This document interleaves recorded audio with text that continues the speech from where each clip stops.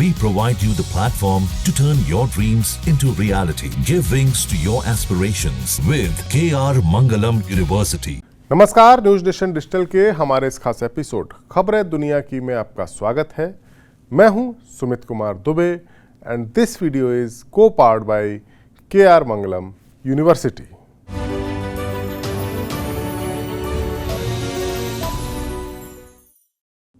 इस वीडियो में हम बात करेंगे यूक्रेन युद्ध को लेकर हो रही बातचीत और शांति वार्ता को आगे बढ़ाने की कोशिशों की। फरवरी 2022 में जब रूस ने यूक्रेन पर हमला किया था, तब प्रेसिडेंट पुतिन ने सोचा था कि ज़्यादा से ज़्यादा एक हफ्ते में उनकी फौज कीव में जेलेंस्की की सत्ता को उखाड़ फेंकेगी, लेकिन ऐसा हुआ नहीं। अमेरिका और बाकी नेटो देशों से मिले भारी हथियारों और फौजी ट्रेनिंग की बदौलत यूक्रेन की फौज ने रूस के सामने काफ़ी ज़्यादा लंबा वक्त ले लिया। 3 साल तक जानमाल के भारी नुकसान के बावजूद पुतिन इस जंग में अपने वो टारगेट हासिल नहीं कर सके जो उन्होंने तय किए थे। लेकिन अब हालात फिर से बदले हैं और अब अमेरिका के दबाव में इस जंग को ख़त्म करने के लिए यूक्रेन अपनी ज़मीन का सौदा भी कर सकता है। हालांकि अभी ये तय नहीं हुआ है उस ज़मीन का जिसे बचाने के लिए उसके फौजियों ने कुर्बानी दी है। अमेरिकी प्रेसिडेंट डोनाल्ड ट्रंप की लीडरशिप में सोमवार को व्हाइट हाउस में जेलेंस्की और कई बड़े यूरोपियन लीडर्स के बीच में एक मीटिंग हुई, जिसमें जंग को ख़त्म करने के फॉर्मूलों पर विचार हुआ। इससे पहले 15 अगस्त को अलास्का में पुतिन और ट्रंप के बीच भी एक मीटिंग हुई थी। उस मुलाकात के बाद इतना तय हो गया था कि ट्रंप यूक्रेन की इस जंग को ख़त्म करवाने के लिए एक ऐसी डील करने का दबाव जेलेंस्की पर बनाएंगे जिसमें पुतिन की जीत नजर आएगी।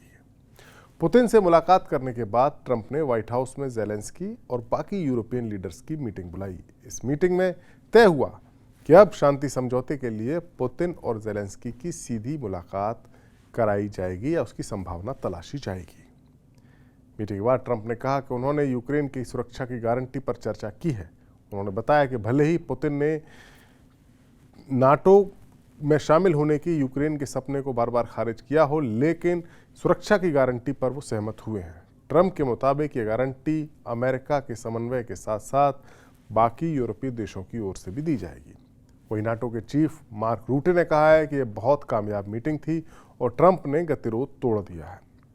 व्हाइट हाउस में हुई इस मीटिंग में जेलेंस्की के अलावा फ्रांस के प्रेसिडेंट इमैनुअल मैक्रों, जर्मनी के चांसलर फ्रेडरिक मर्ज, ब्रिटेन के पीएम कीर स्टारमर, इटली की पीएम जॉर्जिया मेलोनी, फिनलैंड के प्रेसिडेंट अलेक्जेंडर स्टब और नेटो के चीफ मार्क रूटे और यूरोपियन यूनियन के चीफ उर्सुला वॉन डेर भी शामिल थे।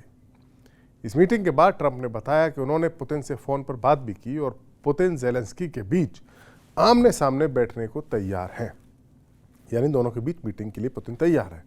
ट्रंप ने अपने ट्रुथ सोशल नेटवर्क पर लिखा कि रूस यूक्रेन के लिए शांति की संभावना से हर कोई बहुत खुश है। उन्होंने कहा कि वो पुतिन और जेलेंस्की के साथ एक ट्राइलेटरल समिट यानी शिखर सम्मेलन करेंगे। वहीं जर्मनी के चांसलर फ्रेडरिक मर्ज ने बताया कि पुतिन अगले 2 सप्ताह के भीतर जेलेंस्की के साथ द्विपक्षीय बैठक के लिए सहमत हो गए हैं। हालांकि तारीख और स्थान को कंफर्म भी नहीं किया गया है। व्हाइट हाउस के बाहर जेलेंस्की ने मीडिया से कहा कि वो पुतिन के साथ बायलैटरल मीटिंग के लिए तैयार हैं। उन्होंने कहा कि हमारे पास अभी तक कोई तारीख नहीं है, हम ट्राइलेटरल बैठक के लिए भी तैयार हैं, यानी त्रिपक्षीय मीटिंग के लिए भी। जेलेंस्की का कहना था कि अगर रूस अमेरिकी राष्ट्रपति के सामने द्विपक्षीय बैठक का प्रस्ताव रखता है तो हम देखेंगे और आगे बढ़ेंगे। इसके बाद त्रिपक्षीय बैठक भी हो सकती है। यूक्रेन शांति के रास्ते में कभी नहीं रुकेगा और हम हर तरह की बातचीत के लिए तैयार हैं, लेकिन केवल पॉलिटिकल लीडरशिप के लेवल पर। अब सवाल यह है कि मीटिंग तो हो जाएगी, लेकिन शांति समझौते के लिए आखिरकार डील क्या होगी? क्योंकि अब इस वक्त जो जानकारी है उसके मुताबिक पुतिन की निगाहें यूक्रेन के उस डोनबास के इलाके पर टिकी हुई हैं, जहां यूक्रेन की फौज रूस को कड़ी टक्कर दे रही है। पूर्वी यूक्रेन का ये इलाका रूस के साथ मिलता है, इसकी सीमा रूस के साथ मिलती है। इस मीटिंग के बाद जो व्हाइट हाउस में हुई उसमें यूरोपियन लीडर्स ने क्या कहा, क्योंकि मसला डोनबास का आएगा, ये आप जानते हैं। इस मीटिंग के बाद यूरोपीय देशों के लीडर्स ने साफ किया कि वो यूक्रेन की ज़मीन रूस को देने के फेवर में नहीं है। फ्रांस के प्रेसिडेंट इमैनुअल मैक्रों ने कहा व्हाइट हाउस की मीटिंग के बाद कि शांति समझौते में यूक्रेन की सेना के आकार को सीमित नहीं किया जाना चाहिए, यानी उसकी सेना में कटौती नहीं होनी चाहिए। साथ ही हथियारों की संख्या या क्षमता में भी की कोई सीमा नहीं रहनी चाहिए। ट्रंप और यूरोपियन लीडर्स एक मजबूत यूक्रेनी सेना की ज़रूरत पर सहमत हुए हैं, जो किसी भी हमले का विरोध कर सके, उसका सामना कर सके। ये मैक्रो का बयान था। मैक्रो ने आगे कहा कि अगर रूस शांति की प्रक्रिया में बाधा डालता है तो फिर पाबंदियां और कड़ी की जाए। उन्होंने कहा कि ट्रंप का भी मानना है कि हम एक शांति समझौता कर सकते हैं। अगर अंत में इस प्रक्रिया को एक्सेप्ट नहीं किया गया है तो फिर हम ये भी कहने को तैयार हैं कि हमें पाबंदियों को और बढ़ाने की ज़रूरत है, पाबंदियां रूस के ऊपर। उन्होंने साफ किया कि यूक्रेन के रूस को जमीन सौंपने पर चर्चा नहीं हुई है। जर्मनी के चांसलर फ्रेडरिक मर्ज ने कहा कि यूक्रेन से डोनबास छोड़ने की रूस की मांग को खारिज किया गया है और कहा कि अगर यह ऐसा है जैसे अमेरिका से फ्लोरिडा छोड़ने के लिए कहा जाए, यानी यूक्रेन डोनबास नहीं छोड़ेगा। वहीं ब्रिटेन के पीएम कीर स्टारमर ने कहा कि यूक्रेन की सुरक्षा की गारंटी पर जोर दिया गया इस मीटिंग में, और उन्होंने कहा कि रूस, यूक्रेन और अमेरिका के साथ जो ट्राइलेटरल बैठक होगी वो एक ऐतिहासिक कदम होगा। इटली की पीएम जॉर्जिया मेलोनी का साफ साफ कहना था कि सबसे महत्वपूर्ण ये सुनिश्चित करना है कि ऐसी घटना दोबारा ना हो सके। ये शांति की पहली शर्त है। दरअसल मसला पूरा डोनबास को लेकर फंसा है। डोनबास यूक्रेन का एक ऐसा इलाका है जिस पर रूस बहुत पहले से नजरें गड़ाए बैठा है, और रूस का जो अटैक हुआ था उस दौरान भी अभी तक इस पूरे इलाके पर रूस काबिज नहीं हो सका है, बहुत कोशिश करने के बावजूद। डोनेस्क और लुहांस्क ये दोनों क्षेत्र जब मिल जाते हैं तो वो डोनबास का इलाका कहलाता है। ये इलाका यूक्रेन की औद्योगिक और ऊर्जा का केंद्र है। यहाँ कोयला, भारी उद्योग और खनिज संसाधनों की भरमार है।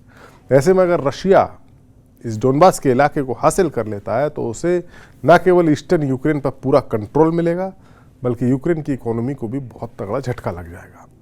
सिक्योरिटी के लिहाज से देखें तो डोनबास बहुत इंपॉर्टेंट है।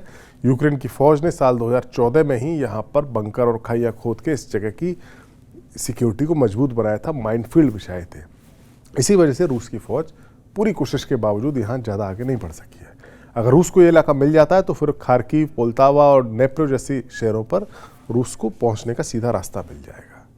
पुतिन ने शर्त रखी है कि अगर यूक्रेन डोनेस्क और लुहांस्क छोड़ देता है तो रूस खेरसोन और जापोरिजिया में अपनी फौजी एक्शन को रोक देगा। मौजूदा हालात में अगर हम देखें तो लुहांस्क पर रूस का कंट्रोल है, लेकिन डोनेस्क के इलाके में क्रामाटोर्स्क और स्लोवियांस्क जैसे इलाके अब भी यूक्रेन के पास हैं। ये इलाके काफ़ी ज़्यादा सिक्योरिटी अरेंजमेंट वाले हैं। ज़ेलेंस्की पुतिन की शर्त को मानने से साफ साफ मना कर रहे हैं। वो साफ साफ कह रहे हैं कि यूक्रेन डोनबास कभी नहीं छोड़ेगा। उनका मानना है कि अगर ये इलाका रूस को फिर से मिल गया तो फिर भविष्य में आक्रमण रूस फिर करेगा, और जो फ्रंटलाइन अभी यहाँ बनी हुई हैं वो हट जाएंगे। और यूरोपीय देश भी इसके लिए मना कर रहे हैं, लेकिन यूरोपीय देश भले ही जो कहें, ज़ेलेंस्की जो भी कहें, डोनाल्ड ट्रंप इस युद्ध को रुकवाने के लिए बेहद उतावले हैं। और ऐसे में शांति समझौते के बाद रूस के खतरे से यूक्रेन को बचाने के लिए अमेरिका सुरक्षा की गारंटी की डील दे सकता है, और इस पर पुतिन को भी कोई ऐतराज नहीं होगा। अब देखना होगा कि क्या यूरोपीय मुल्क यूक्रेन युद्ध को रुकवाने के लिए यूक्रेन की ज़मीन को पुतिन के कब्जे में जाने से रोक पाएंगे या नहीं, अपनी मुफीद कंडीशंस इस शांति समझौते में लागू करवा पाएंगे या नहीं। क्या पुतिन इस शांति समझौते में वो हिस्सा हासिल कर लेंगे जो उनकी फौज इस जंग में 3.5 साल में हासिल नहीं कर पाई है? ये देखने वाली बात होगी। हमारा वीडियो आपको कैसा लगा कमेंट सेक्शन में जाइए और अपनी राय हमें ज़रूर दीजिए। नमस्कार।